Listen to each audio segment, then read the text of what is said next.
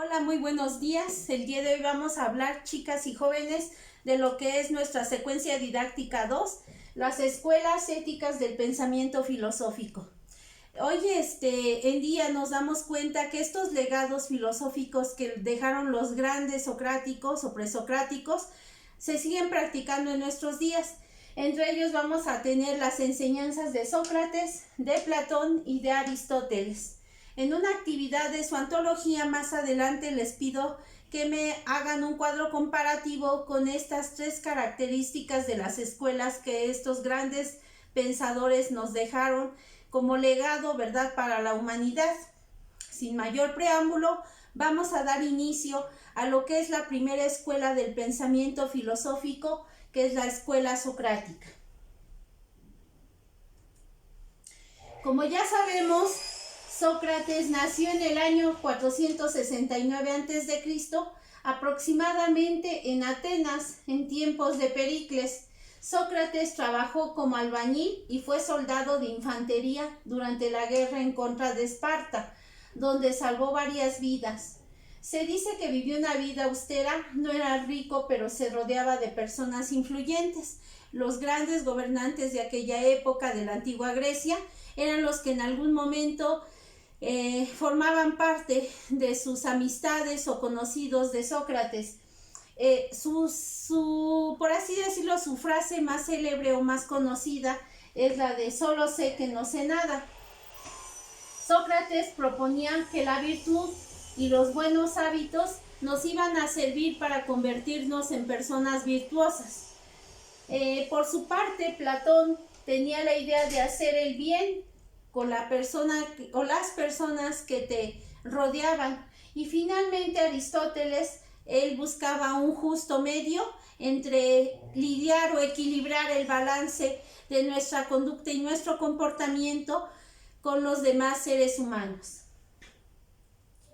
Bien, pues dentro de lo que es el pensamiento filosófico de Sócrates, dice que tenía una reputación de libre pensador, puesto que dialogaba, ¿verdad?, en pleno centro de la ciudad y pues de alguna manera contagiaba esa forma de pensar, esas ideas, esa forma o estilo de percibir el mundo ante diferentes situaciones de la vida cotidiana, lo que provocaba que le hicieran cuestionamientos, pero a él no le interesaba, ¿verdad?, contestaba de manera natural sus ideas y prácticas establecidas, precisamente con otro tipo de cuestionamientos simples o complejos. Buscaba siempre la verdad de las cosas y ese era el único fin de sus conversaciones, encontrar justamente la verdad, el origen, el inicio de las cosas, ya sea cosas naturales, del universo, de las personas, de las leyes, de la forma de gobierno, de los estilos de vida de aquella época.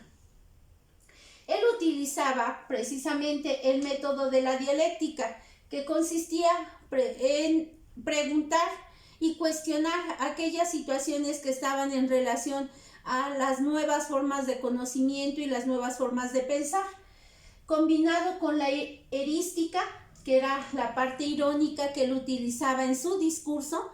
De ahí que fue mal visto Sócrates en algún momento por la gente del pueblo, porque creía que influía de manera negativa a los jóvenes de aquella época, hacía que cambiaran de forma de pensar y de también su conducta y su actitud, y que esto en algún momento provocaba alguna alteración dentro de esa sociedad o en la convivencia, ¿verdad?, que tenían aquellas personas de aquella época. Sócrates pensaba que un buen filósofo debía de ser congruente, de tal manera que nosotros como personas, ¿verdad?, si nos viésemos desde este tipo de pensamiento filosófico, tendríamos que ser coherentes y congruentes entre lo que hablamos, lo que decimos, pero también la forma en cómo nos comportamos en esa conducta, en ese comportamiento. Nuestro decir con nuestro actuar tienen que ser equilibrados, tienen que ir de la mano, ¿verdad? Si yo les pido, jóvenes y chicas, que elaboren sus trabajos con calidad, pues también yo de alguna manera tengo que brindar esa calidad en la enseñanza, en la forma en cómo les imparto la clase, y de igual manera esa forma de que nosotros nos vamos perfeccionando, que vamos adquiriendo nuevas habilidades, tiene que coincidir con nuestra forma de pensar, nuestra forma de ser o de actuar, y por supuesto que sea congruente el decir con el hacer. Bien, continuamos. Dice que este filósofo trataba de llevar una vida ética recta. Él toda su vida había sido leal a las leyes y a las normas y no iba a cambiar en ese último momento. ¿Por qué anoto esto? Porque pues Sócrates fue condenado a muerte, ¿verdad? Fue de alguna manera también perseguido, y pues el hecho de que en algún momento sus alumnos o sus seguidores hablaran en relación a que se oponía a muchas enseñanzas de aquella época, provocó que en su momento Sócrates también, a pesar de que tuviera los elementos filosóficos de pensamiento y los ideales para poder defenderse ante ese gobierno, ante esos jueces de aquella época, no lo hizo, porque él finalmente actuaba en función de la rectitud, de sus valores, de sus normas establecidas y del respeto que él mismo realizaba con esas leyes en aquella época. Bien, pues continuando con este tipo de pensamiento filosófico, nos vamos a dar cuenta que dentro del método que él utiliza es el método de la mayéutica. Les acababa yo de comentar hace un ratito, consiste en preguntar y cuestionar hasta donde se agote el conocimiento. Es una escuela basada en la razón, en la virtud, en los hábitos, la moderación, pero sobre todo en el diálogo. Hoy el diálogo se ha convertido en ese nivel de comunicación internacional, fruto del pensamiento socrático. Sabemos de antemano que si algunas de las naciones están en conflicto por los intereses económicos, políticos o de poder, pues el diálogo es lo que nos permite llegar a una resolución, a un acuerdo, ¿verdad? El poder comprendernos, el poder en algún momento llegar a esa comunicación sin llegar al conflicto, a la guerra, al insulto o algún otro tipo de manifestaciones violentas. Bien, pues dentro de sus características más importantes de esta escuela socrática, nos enlista 10 acciones o principios que nosotros debemos de considerar cuando llevamos a cabo y ponemos en práctica estos ideales del pensamiento socrático. El primero de ellos, chicas y jóvenes, nos dice: no debe imperar la guerra, sino el diálogo, lo que ya comentaba yo hace un ratito. A pesar de que se cuente con el poder físico de armas nucleares, ¿verdad?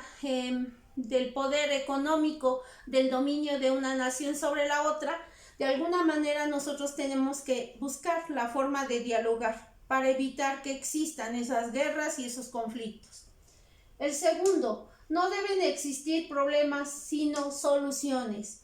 Jóvenes y chicas, de repente a la edad en la que se encuentran ustedes como adolescentes y jóvenes, muchas veces pareciera que el conflicto es con nosotros, con los adultos. Sin en cambio, quiero que se den cuenta, jóvenes, que nosotros como adultos no estamos en contra de ustedes, ni tampoco de alguna manera vamos a tratar de lastimarlos o de agredirlos.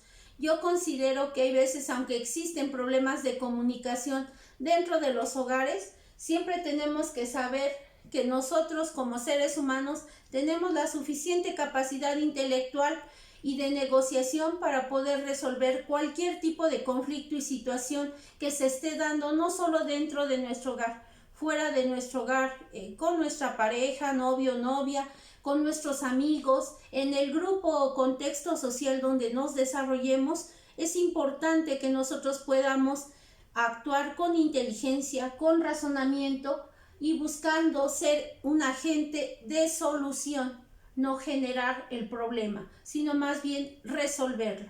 Yo creo que todos tenemos esa capacidad que nos permite precisamente lidiar y equilibrar la situación conflictiva entre una situación de orden, de ajuste y de beneficio para todos. Bien, Pues dentro de lo que es el tercer principio dice escuchar al otro respetando siempre el punto de vista de los demás. ¿Están de acuerdo, chicas y jóvenes, que si yo a lo mejor no estoy de acuerdo al 100% con la mayoría de la gente, pero tengo que saber escuchar, ser tolerante, comprender la postura que tienen esos otros que no soy yo y que de alguna manera tratar de lidiar, comprender y entender que en nuestra sociedad tan multivariada tenemos diferentes puntos de vista, formas de pensar diferentes, ideales diferentes, costumbres diferentes, como las actividades que ya trabajaron en su antología, pero que a pesar de esas enormes diferencias que existen en nuestra sociedad, todos formamos parte de una entidad que nos hace que seamos personas idénticas o parecidas, porque formamos parte de esa nación, de ese país, de ese grupo social.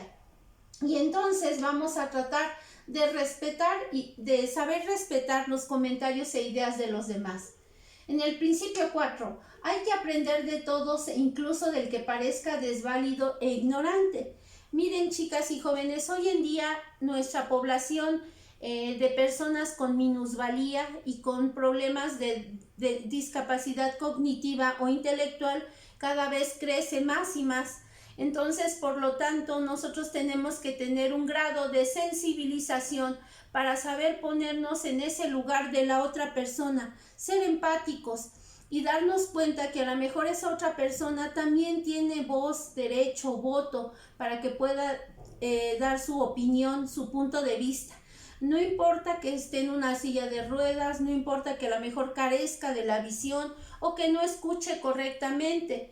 Lo importante es que nosotros respetemos su posición y que también entendamos que esa persona forma parte de nuestro grupo, de nuestra sociedad y que debemos saber comprenderlos, entenderlos, respetarlos y darles la posición que ellos necesitan. Bien, el punto 5, que es el quinto principio, dice reconocer nuestras debilidades y fortalezas. Todos como seres humanos, chicas y jóvenes, tenemos áreas de oportunidad, pero también tenemos áreas débiles en las que tenemos que estar trabajando continuamente.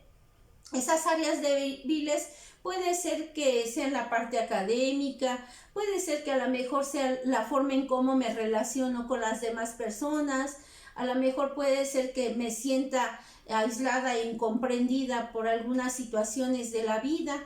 Independientemente de eso, tenemos debilidades, pero también tenemos muchas fortalezas. Y esas fortalezas son las que nos van a ayudar a acometer ante situaciones difíciles. Por ahí ya en su curso propedéutico, quien tuvo oportunidad de estar, les dieron un curso que estaba en relación con la resiliencia, que era el grado de fortaleza interna que tú tienes como ser humano para afrontar esas situaciones difíciles. Y que de alguna manera esa que era tu debilidad ahora se convierte en tu fortaleza. Para eso es importante que cada uno de nosotros empecemos a trabajar con aquellas debilidades, aquello que a lo mejor no nos agrada, no nos gusta hacer, pero que sin en cambio lo tenemos que hacer porque forma parte de nuestro proceso formativo, ya sea en la parte académica, en la parte social o en la parte de relaciones con los demás. Bien, el principio sexto dice respetar las jerarquías e instituciones por encima del bien individual. Muchas veces queremos, ¿verdad?, sobrepasar algunas de esas instituciones gubernamentales y queremos tomar cuenta por nosotros mismos, ¿verdad?, actuar por nuestra mano, mientras que eso no es correcto. Sabemos de antemano que algunas veces nuestras leyes son tan flexibles que no quisiéramos que ese delincuente, que esa persona que lastimó, agredió a alguien o robó o cometió algún delito no fuera castigado, sino que por el contrario se castigara. Desafortunadamente nosotros no tenemos el poder para poder lograr cambiar esas cosas. Pero si nosotros empezamos a trabajar por nosotros mismos, entonces ya estamos logrando generar un cambio. Y por consecuencia nuestra jerarquía de valores va a cambiar para cada uno de nosotros, buscando por supuesto siempre ese bien, no nomás individual, sino ese bien social. Continuamos, dice, más vale sufrir una injusticia que cometerla. Muchas veces, ¿verdad? A lo mejor nos sentimos juzgados o criticados y a lo mejor tenemos que asumir castigos que no nos lo merecíamos, ¿verdad? Sin en cambio hay oportunidad de que posteriormente a lo mejor ya esa persona se calme, se tranquilice y podamos hacer notar que en algún momento a lo mejor la acción, la actitud, la forma en cómo nos conducimos, pues no era al 100% correcta, pero que en algún momento también de todos depende que seamos mejores personas. Y entonces buscamos justamente que aquellas acciones y conductas se conviertan en unas conductas justas, equitativas para todos. No valemos más por el hecho de que seamos adolescentes o jóvenes, ni tampoco dejan de valer menos los que son pequeños o los que ya son adultos mayores. Por el contrario, seamos justos en cada etapa de nuestra vida y enseñémonos a darle el valor y el respeto a quien corresponda. Ser tolerante ante las diferencias de los demás, que podamos lidiar con esas diferencias entre un género y otro. Aceptar lo no multicultural, esa parte de que tenemos diversidad en nuestro país, que hay etnias, hay religiones, hay formas de vida, que nos guste o no tenemos que aceptar porque forman parte de nuestra población, parte de nuestra gente y que en su momento nosotros tenemos que desarrollar esa habilidad de poder ser tolerantes, de poder saber convivir, ya que es una de las competencias para la vida. De igual manera, terminamos esta escuela donde dice, en ninguna circunstancia aceptar los conflictos, sino fomentar una cultura de la paz por medio del diálogo y la conversación. Qué interesante, qué bonito legado nos deja Sócrates, ¿verdad? Que bueno, de alguna manera lo retoman las siguientes generaciones y nosotros también lo tenemos que seguir reforzando, el de llegar a resolver los conflictos a través del diálogo, a través de la comprensión, de la convivencia y de la armonía para llegar a la paz. Bien, pues esto es lo que en algún momento nos dice. Vamos a pasar rapidísimo a lo que es la escuela platónica. Platón creía que cada persona nacía con el conocimiento y solo era cuestión de recordarlo, ¿verdad? Para Platón él decía que todo lo que nosotros aprendemos ya es un conocimiento innato o de nacimiento y que de alguna manera nosotros solo lo activamos a medida que vamos pasando por ese proceso de vida, esas etapas en las que nosotros nos desarrollamos. Platón era un filósofo ateniense, discípulo de Sócrates, uno de sus mejores alumnos de Sócrates, ¿verdad? Lo conoció antes de los 20 años, en su madurez presenció la decadencia de la polis griega y la vida y la muerte de su maestro, o sea, Sócrates. Dejaron una huella profunda en todas sus obras de Platón. Sí, de alguna manera Platón admiraba, era su maestro, Platón era discípulo de Sócrates y buscaba que en algún momento, ¿verdad?, se pudiera dar esa parte de corregir el gobierno, la ciudad. Soñaba con una ciudad feliz, una ciudad libre en donde se pudiera gobernar sin ningún problema. Él nos aporta el intelectualismo moral. Nos dice que solo hace el bien quien conoce el bien y actúa mal por ignorancia o desconocimiento del mismo, o sea, del mismo bien. Muchas veces nosotros hacemos actos de manera inconsciente que sin querer dañamos a los demás física o emocionalmente. Es importante que nosotros conozcamos el bien para que actuemos con bien. Si de alguna manera dice Platón que nosotros no conocemos el bien, pues de alguna manera somos ignorantes en ese conocimiento del bien, entonces vamos a hacer actos malos. Pero una vez que ya conoces ese bien, no tienes por qué actuar con mala fe en pro o en perjuicio del otro. Bien, pues él dice que la educación es fundamental para acabar con el mal. Este mismo concepto, jóvenes y chicas, de la educación es fundamental para acabar con ese mal, también lo retoma posteriormente Paulo Freire, que es uno de los pedagogos de este siglo, que nos dice que la educación nos va a permitir acabar con todos los males del mundo. Ojalá y ustedes también tengan esa visión y que el día de hoy que se están preparando académicamente tengan esa función de aplicar esos conocimientos para favor de su propia vida y de la demás gente que les rodea. La virtud va a ser el arete, ya habíamos hablado un poquito de esto, que es el equilibrio de las partes del alma y cada una debe cumplir su función, la moderación, fortaleza, sabiduría o prudencia.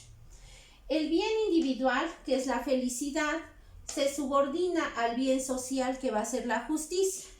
De alguna manera estos dos valores son importantes. Uno pareciera que es una emoción el alcanzar esa felicidad, que finalmente es una virtud que el ser humano busca a lo largo de toda su vida.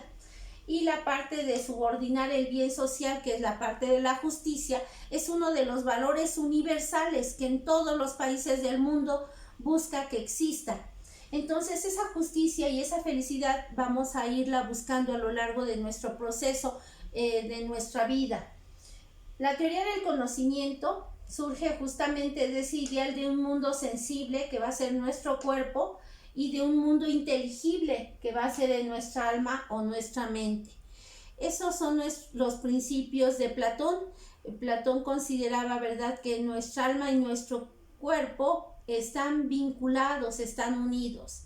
Y posteriormente, en otra escuela que vamos a ver más adelante, otro filósofo dice que el alma nunca muere, pero bueno, desde el punto de vista platónico, esas son sus ideas de felicidad, de amor, de comprensión, de tolerancia y de paz. Bien, pues dentro de lo que son las características de este pensador o de este filósofo, vamos a encontrar, jóvenes, también algunas otras que están en relación con ese bienestar y esa parte de la felicidad. Bien, pues para finalizar el día de hoy vamos a revisar lo que es la escuela aristotélica. Para Aristóteles dice que nada hay en el intelecto que no haya pasado previamente por los sentidos. Él creía que todo lo que aprendemos en la vida tiene que pasar por nuestros sentidos, que es vista, oído, olfato, gusto, tacto, y que a través de ello nosotros conocemos, aprendemos, percibimos, incorporamos saberes a nuestra existencia del conocimiento, y de esta manera es como vamos incorporando, a medida de que vamos avanzando, los conocimientos a nuestras vidas. Uno de los aspectos importantes de este filósofo Aristóteles lo escribe en esta parte. Dice: Aristóteles fue uno de los pilares para la política y la educación, entre otros temas. En su tiempo fundó su escuela llamada Liceo, hoy en día con gran renombre y muy reconocidas, jóvenes, los liceos. Escribió cerca de 170 obras, desde lógica, biología, metafísica, hasta astronomía y filosofía. Este filósofo, ¿verdad?, sus padres eran científicos llamados en aquella época. Su padre era médico, ¿verdad?, y su mamá también tenía cierto grado de estudios, lo que le llevó a estudiar todas esas áreas de las ciencias, y que en algún momento pues se convierte en uno de los filósofos más importantes de aquella época. Define 5 componentes de todo lo que existe. Él dice que hay tierra, agua, aire y fuego. Y aquí me está faltando uno. El otro que me falta es el éter, que en algún momento representa una especie de gas noble y que combinado con otros elementos forma parte de una aroma y coloración muy peculiar. De tal manera que él también asociaba ciertos elementos físicos o naturales de nuestro contorno, de nuestra existencia, con los colores que en algún momento se llegan a dar de manera natural. También utilizó el sistema geocéntrico.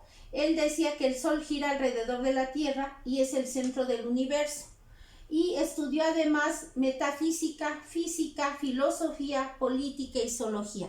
Como se podrán dar cuenta, era un hombre de ciencia muy inteligente, con muchos conocimientos, y que de alguna manera buscaba continuar preparándose para el tiempo de aquella época. ¿Cuáles son sus características de esta escuela? Dice que la ética es la más elevada de todas las actividades, ya que es la actividad contemplativa de la razón. A través de la ética, chicas y jóvenes, nosotros no solo activamos el pensamiento, las ideas, sino también logramos llegar a un razonamiento, en donde ese razonamiento solamente los seres humanos somos los que tenemos, ¿sí? Plantas, animales, pues no llegan a tener ese grado de razonamiento como el que el ser humano puede llegar a tener. La razón tiene que dirigir siempre a nuestros impulsos. Por eso es que antes de actuar debemos de pensar, razonar. Si quieres conocer algo, debes experimentarlo. Esta parte de que en algún momento nos platican o nos cuentan de cómo pueden ser las cosas, hay veces hasta que no lo vivimos en carne propia, es cuando llegamos a tener ese conocimiento. El bien supremo es la felicidad y la felicidad es la sabiduría. Para Aristóteles, el llegar a alcanzar la felicidad era como si nos convirtiéramos en personas sabias.